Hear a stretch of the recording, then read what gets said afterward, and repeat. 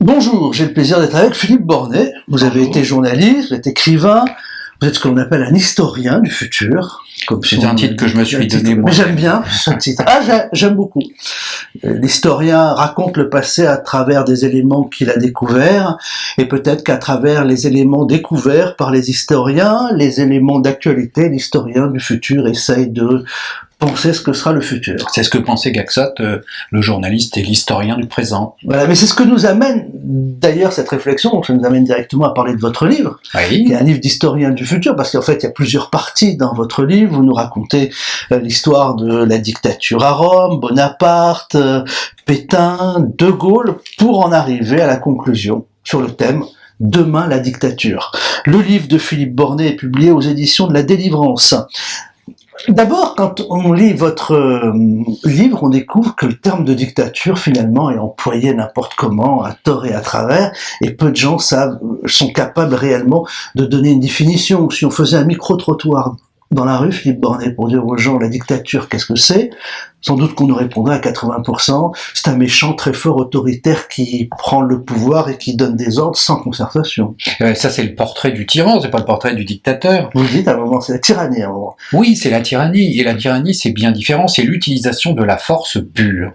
Le dictateur, c'est le gentil d'histoire, c'est pas le méchant, c'est le tyran le méchant. Et le dictateur est en fait l'héritier d'une vieille magistrature romaine et qui était le droit de concentrer dans sa main tous les pouvoirs pendant une période de 6 mois pour surmonter une situation particulièrement périlleuse pour la cité. Et à partir de là, dès la fin d'ailleurs de la République romaine, on a eu une évolution de la dictature qui s'est transformée en dictature constituante avec possibilité de réformer l'État. Et en France, nous avons eu 4 républiques, eh bien, à chaque fois, il y a eu un dictateur qui a sifflé la fin de la récréation et qui a réformé l'État, les 2 Bonaparte, Pétain et De Gaulle. Finalement, quand vous entendez certains dire face à ce qui se passe en ce moment, le pays est dans le chaos, il faudrait un dictateur en France, ils emploient un terme juste. Oui. Qui n'est pas choquant, finalement. Non, qui n'est pas choquant. D'ailleurs, tous les théoriciens sont d'accord pour dire que le dictateur est une solution aussi valable qu'une autre. Cicéron prétend même que les dictateurs vont au paradis. Alors, je n'irai pas jusque-là, mais Donoso Cortés, tous les philosophes des Lumières, même Rousseau, sont très favorables à la dictature. La dictature est une solution pour les temps de crise. Vous êtes intéressé à la dictature Rome, parlez de Rome, vous parlez de la Grèce, puis après vous nous ramenez en France. Vous auriez pu vous intéresser à des dictatures peut-être plus contemporaines, comme par exemple Franco, ou vous ne l'avez pas fait. Je n'ai pas voulu aborder le cas de Franco parce que il y a une opposition très claire entre tyran et dictateur. Il ne faut pas non plus prendre comme des dictateurs des hommes à poigne ou des vainqueurs de guerre civile, parce que finalement c'est cela, Franco est le vainqueur d'une guerre civile, il a pris le pouvoir par la force, il est redevenu le patron d'un État qu'il avait recréé. C'est un peu différent. À ce moment-là, il faudrait mettre Monk parmi les dictateurs, et je pense que ce n'est pas vraiment la réalité. Il ne faut pas non plus confondre les dictateurs avec des gens comme Clémenceau. C'est normal dans des périodes de guerre, même dans des démocraties, qu'une concentration des forces dans une seule main. À ce moment-là, tout le monde est dictateur. Roosevelt était un dictateur. Premier point de votre étude, moi, ce qui est important de souligner, vous l'avez mis en point numéro 10 parce qu'à un moment il y a plusieurs points pour qualifier ce que pourrait être une dictature. Mais moi, ce qui me paraît le plus important, c'est le tout paraît légal. Tout est voté. Vous le dites à un moment, ça on le sait pas toujours. Finalement, on donne toujours une apparence de démocratie à la dictature. Et il y a toujours un retour à la légalité. Alors, soyons francs, c'est une légalité a posteriori. Il manque toujours une signature ou un tampon. Mais enfin, il y a une validation. Les apparences de la légalité sont là. Les apparences de la légalité sont là, et il y a même un fond de vérité, puisque tôt ou tard, il va y avoir un plébiscite ou une consultation populaire. En fait, il n'y a pas de dictature sans une assise populaire. Et c'est ce qui manque aux tyrans, précisément. Et donc, c'est vraiment 2 choses très différentes. D'ailleurs, l'exemple que je donne toujours, pendant toute la Révolution française, jamais personne n'a traité Louis XVI de dictateur parmi les révolutionnaires, parce qu'ils utilisaient les mots qui convenaient. Ils ont dit que le roi était un tyran. Ça, oui, ils l'ont dit, mais ils l'ont jamais accusé de dictature. Les révolutionnaires avaient une haute opinion de la dictature. Pour eux, c'était l'Antiquité romaine, c'était le modèle à imiter. D'ailleurs, excusez-moi, je suis peut-être trop long, mais Napoléon, finalement, ne fait qu'accomplir l'idéal révolutionnaire du despote éclairé. C'est-à-dire que, finalement, le tyran ne peut pas devenir un dictateur, mais le dictateur, lui, peut devenir un tyran. Ben, je ne connais pas d'exemple de dictature qui est terminée en tyrannie, et même au contraire. Curieusement, dans l'histoire, il y a beaucoup de dictateurs qui déposent la dictature alors que rien ne les y oblige. Le cas le plus ancien, le plus célèbre, c'est le proconsul Sylla, qui, comme César plus tard, va devenir dictateur perpétuel, dictateur à vie. Et au bout de quelques années, quelques mois même, il dépose la dictature et il prend sa retraite. La dictature apparaît dans certaines circonstances. On entend souvent dire quand il y a un climat d'insécurité, la guerre à l'extérieur, rejet des élites. Mais en réalité, dans les circonstances, vous l'avez évoqué dans l'exemple français, que ça soit même de Rome à Napoléon, plus près de nous, Pétain, Laval, le général de Gaulle, les circonstances sont à chaque fois différentes. Et peut-être même que l'intelligence artificielle la plus perfectionnée qu'on mettrait dans un calcul mathématique pour dire quels sont les éléments actuels qui nous permettraient de dire où est-ce qu'on va aller, est-ce qu'on va aller vers une dictature ou non, je pense que l'intelligence artificielle serait un peu perdue aussi. Finalement, les temps changent. Parfois, les circonstances ne sont pas les mêmes. Ah, les circonstances changent. Ils sont jamais mais il y a toujours une guerre ou une menace de guerre, et puis l'histoire balbutie, ça c'est exact. Il y a toujours un élément de surprise. Il y a toujours un élément nouveau, discordant, mais enfin, il y a quand même des tendances profondes qui se reproduisent, et d'ailleurs, c'est pour ça qu'on a intérêt à étudier l'histoire, car si l'histoire ne permettait pas de prévoir le futur politique, elle n'aurait pas de raison d'être. Et il n'y aurait pas d'historien du futur. Moi aussi, Philippe Bornet, du passé. Le livre de Philippe Bornet s'appelle Demain, la dictature. Il est passionnant à plusieurs titres. Il est passionnant d'abord sur le plan historique, parce que vous nous ramenez dans l'histoire de la Grèce, de la Rome antique, très détaillée avant Jésus-Christ, tout ce qui s'est passé, telle année, etc. Là, c'est un travail de recherche considérable. Travail de puis romain. Vous l'avez, un travail de romain, mais en fait, quand on le lit, j'avais l'impression de me projeter dans ces images, comme si je regardais un film au cinémascope sur grand écran. Vous avez plongé votre lecteur mais ça me dans fait cette plaisir balade. Que vous disiez ça, parce que... Un film de Cécile B2000, oui. Oui. Non, mais c'est vrai, on pourrait créer une série qui s'appellerait Le Dictateur. Mon livre est en grande partie un récit historique, donc je crois pouvoir dire qu'il est d'une lecture assez facile. Oui. Et dans ce récit historique, on apprend aussi que dans cette dictature, par exemple, dans la Rome antique, il y avait une grande place qui était donnée au mérite. On le dit souvent, on l'oublie, chacun avait sa chance. Oui, il y avait un cursus honorum. Pour être tout à fait franc, dans l'histoire romaine, il y a eu peu d'hommes nouveaux. Il y en a eu quelques-uns. Le premier, le plus célèbre, est Marius, qui est un homme qui vient du peuple. Il est né d'ailleurs dans le même petit village que Cicéron, à Arpinium. Et c'est d'ailleurs une des raisons pour lesquelles il est très aimé du peuple romain, c'est parce qu'il est issu de la plèbe romaine, tout simplement. Et il sera un des premiers. Donc il y a une place pour le mérite à Rome, c'est certain, mais en même temps, le pouvoir est aux 300 familles, c'est indéniable. 300 familles qui d'ailleurs détiennent le pouvoir d'une manière totalement légitime, puisque les 300 familles du début de Rome, en fait, c'est devenu une aristocratie, mais au début c'était le peuple, tous égaux, tous souverains, et remettant leur souveraineté au roi qui plus tard sera remplacé par les deux consuls.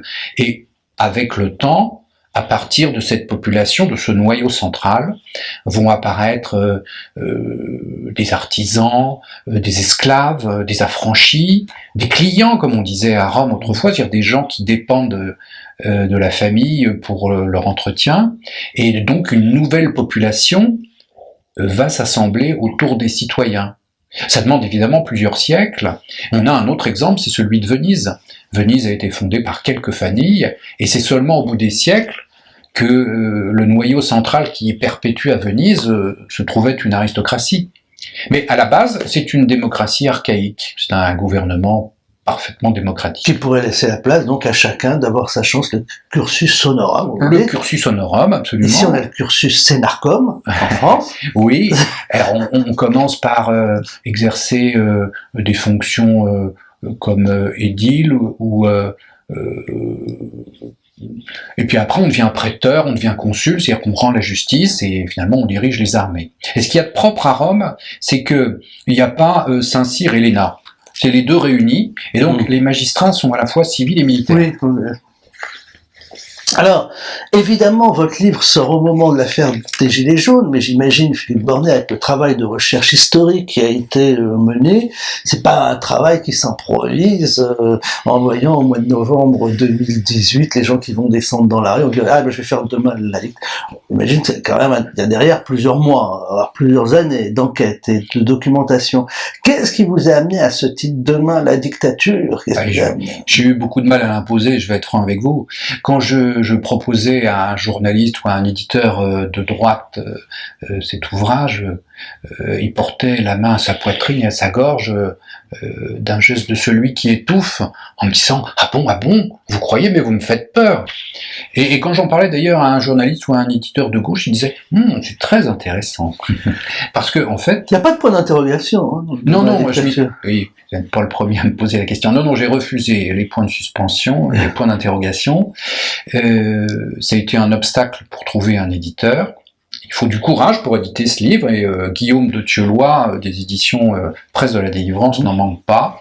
Et avant, j'ai dû essuyer, à cause de ce titre, un certain nombre de refus. Mais maintenant que mon livre est en librairie et qu'il a un titre accrocheur, eh bien, je ne le regrette pas, parce que c'est un véritable coup de poing à l'estomac, et le lecteur ne peut manquer d'être interloqué et de prendre le livre dans sa main.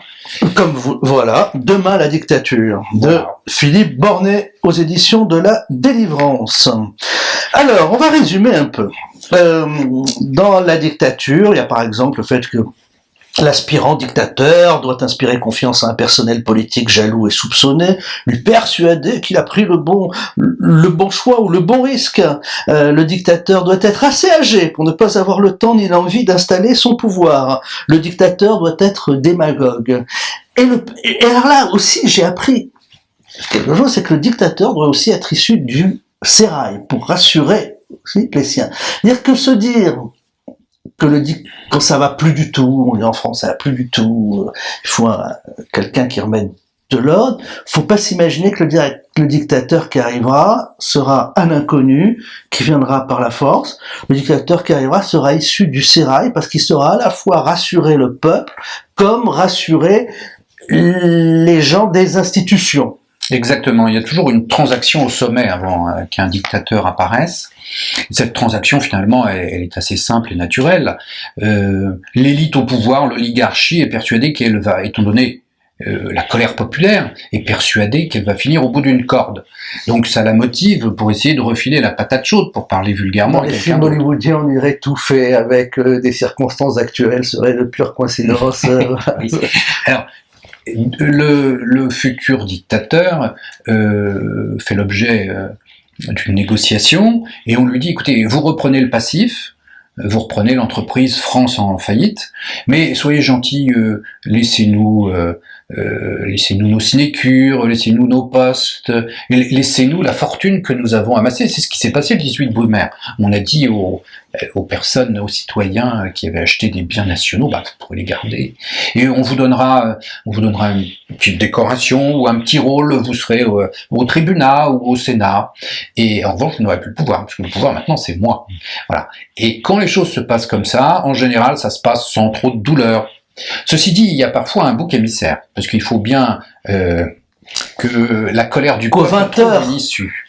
Et là, il va falloir un bouc émissaire dans les 20h, dans les journaux de 20h. Et oui, mais je crains qu'il y en ait un, en effet. Il se peut que certaines personnes risquent beaucoup. Enfin, c'est la loi de l'histoire. Vous savez, Rivarol disait, je crois, il avait une phrase qui était la suivante, l'histoire est un sphinx qui dévore ceux qui ne savent pas résoudre ses énigmes. Et donc, à faire de la politique, on risque beaucoup de choses, et parfois même sa vie. C'est ce que disait Franco au général San Giorgio, qui avait essayé de prendre le pouvoir par la force en Espagne. San Giorgio dit à Franco: est-ce que vous voulez bien assister à mon procès et m'aider à me défendre, parce que je risque ma tête dans cette histoire? Et Franco a répondu: mais non, je ne vous défendrai pas.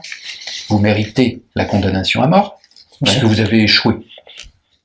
La dictature, finalement, dans ces principes de dictature, on a parlé de la guerre avec Laval, Pétain, ensuite le général de Gaulle.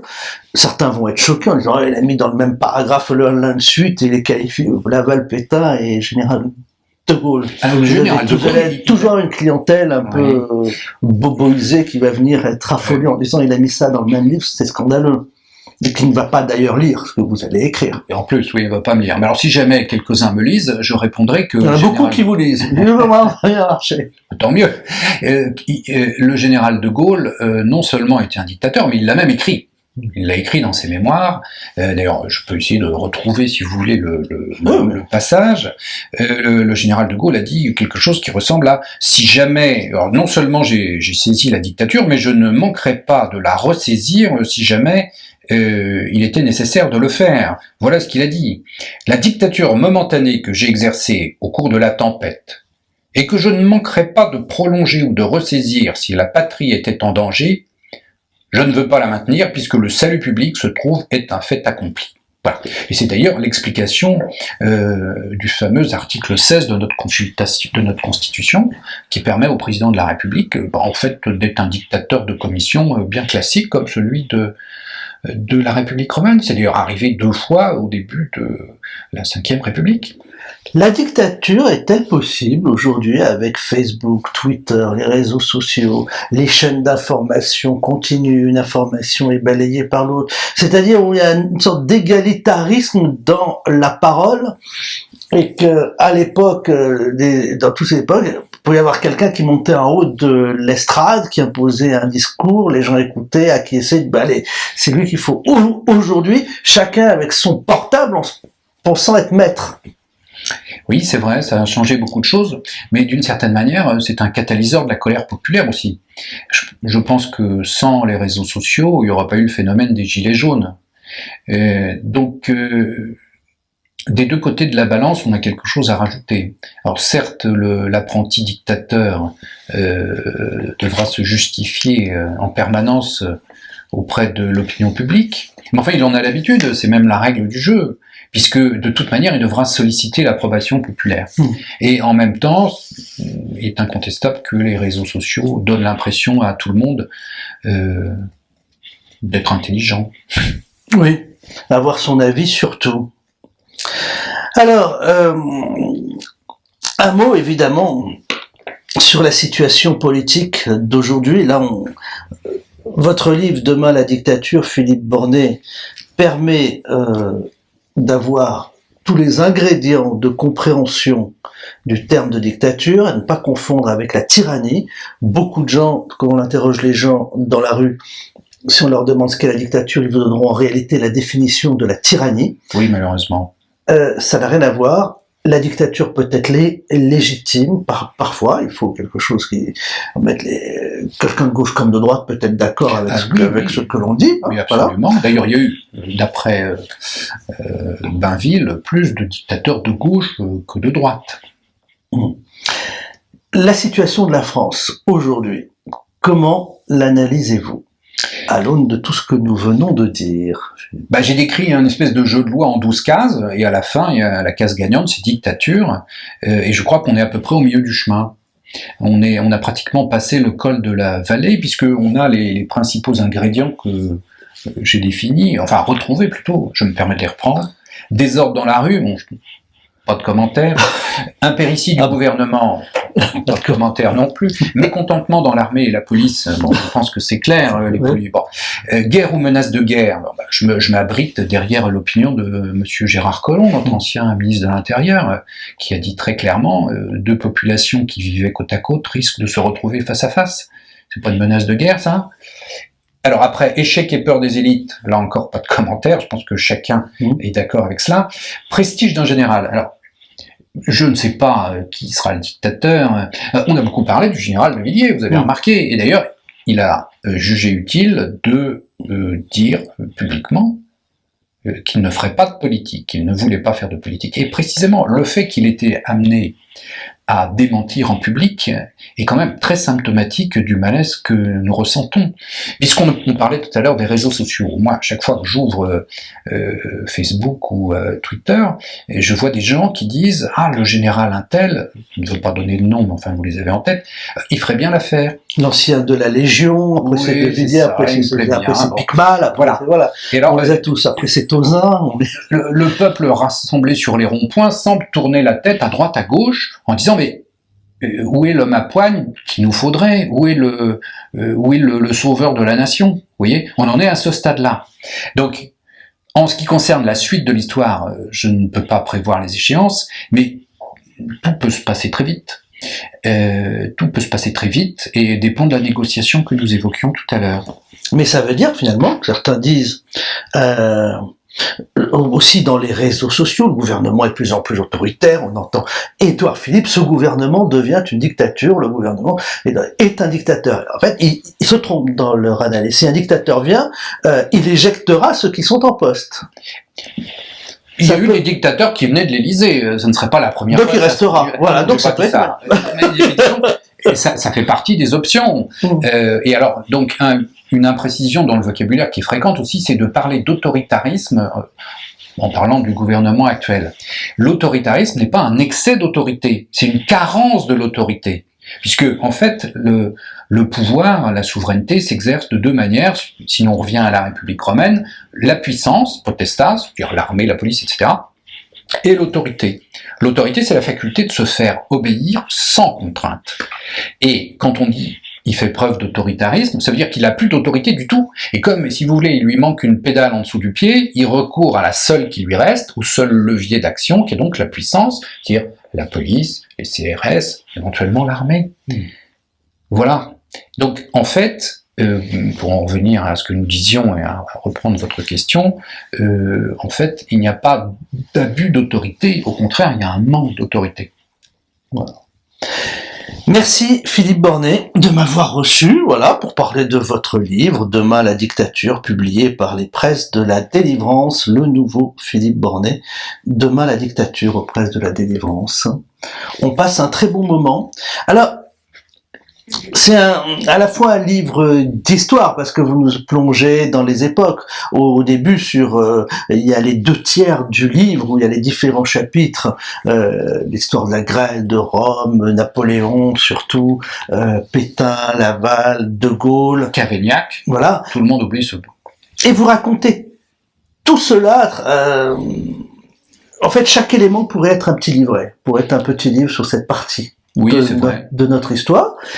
Et après nous avoir raconté toutes ces histoires, il y a la partie digestion, en quelque sorte. Oui. Analyse globale. Il faut théoriser un petit peu à la fin. Alors, quels sont les théoriciens de la dictature? En fait, il y en a très peu. Tout le monde connaît Baudin, Maurras, Thomas Hobbes, que sais-je, ou Marx. En fait, tous ces gens-là ne sont pas du tout intéressés à la dictature, vous voyez. C'est un thème très original, la dictature. Alors, je vais utiliser un mot à la mode, vous ne m'en voudrez pas. La dictature, c'est un concept disruptif. Mais pour une fois, je l'utilise vraiment dans son vrai sens. Être disruptif en électricité, parce que c'est là d'où ça vient, c'est lorsque la nature de l'isolant dans le circuit électrique change du fait du jaillissement d'une étincelle. Un changement de nature. Eh bien, la dictature, c'est en effet un phénomène disruptif. C'est-à-dire qu'on passe en fait de la démocratie à la monarchie. C'est la disruption, voilà. En philosophie, on dit souvent, on prend la démocratie à la monarchie, la dictature, c'est pas la monarchie. C'est une monarchie transitoire. Oui. Mais le fait qu'elle se à court terme lui fait changer, lui fait basculer. Il y a un changement de nature, c'est Bergson qui nous apprend ça dans sa philosophie. La différence de taille et de nombre emporte avec elle une différence de nature. Demain la dictature, merci Philippe Bornet c'est moi. de nous en avoir parlé aux éditions Presse de la Délivrance.